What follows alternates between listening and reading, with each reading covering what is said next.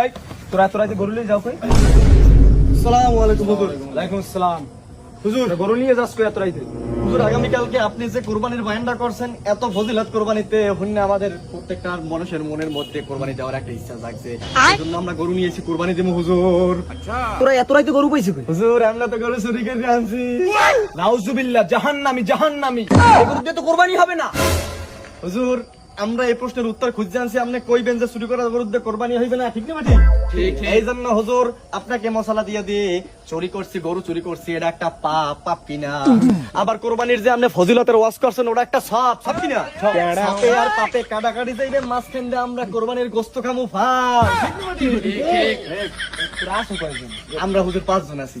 তা আমার 6টা ভাগ।